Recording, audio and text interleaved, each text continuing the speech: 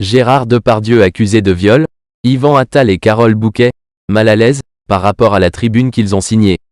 L'un n'est finalement, pas totalement, en phase avec le texte quand l'autre est très embarrassé par les idées d'extrême droite de l'auteur de la tribune. Que diable allait-il faire dans cette galère? Cette réplique des fourberies de Scapin pourrait illustrer le questionnement de nombreuses personnes qui ont découvert la signature d'Yvan Attal dans la tribune de soutien à Gérard Depardieu publiée dans Le Figaro. Mais nous ne sommes pas chez Molière et il ne s'agit pas de comédie. Yvan Attal a signé ce qu'il nomme une pétition, avec 55 autres personnes, en grande partie des hommes d'âge avancé, comme l'ont fait remarquer plusieurs actrices telles que Marie-Lou Berry. Il a signé, et il le regrette. En partie, au point de s'en expliquer aujourd'hui. Non à la cancel culture. Le compagnon de Charlotte Gainsbourg a justifié sa position jeudi soir dans le studio de BFM TV. Sa défense repose sur cette idée: je ne veux pas défendre Depardieu l'acteur, mais le citoyen Depardieu. Et c'est justement le citoyen Depardieu qui est mis en examen en raison d'une accusation de viol, et visé par d'autres plaintes pour violences sexuelles.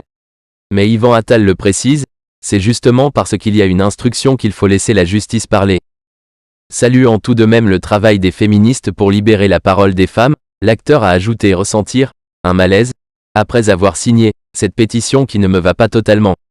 Il précise avoir demandé aux gens qui ont écrit cette pétition de reformuler des choses, de parler de certaines choses, et ils n'ont pas voulu. Mais l'acteur et réalisateur a signé, parce qu'il y a trop de choses qui ne vont pas. Et ces choses qui le dérangent, c'est qu'il y a une tyrannie d'une certaine morale qui se substitue à la justice, une meute qui se permet de lyncher des gens sur la place publique. L'acteur et réalisateur a aussi mis en avant la crainte de voir se développer en France une cancel culture à l'américaine. Mal à l'aise, Yvan Attal n'est pas le seul signataire à prendre finalement quelques distances. Depuis la publication de cette tribune, de nombreux articles se sont penchés sur son auteur, Yanis Ezziadi. Le comédien de 32 ans est surtout connu pour son travail d'éditorialiste dans le magazine d'extrême droite Causeur.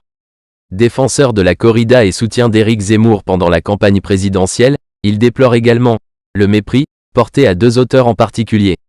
Renaud Camus, qui a popularisé la théorie raciste et complotiste du grand remplacement, et Gabriel Matzneff, qui louait l'amour entre adultes et enfants, et est aujourd'hui accusé de viol sur mineur après la sortie du livre de Vanessa Springora, Le consentement.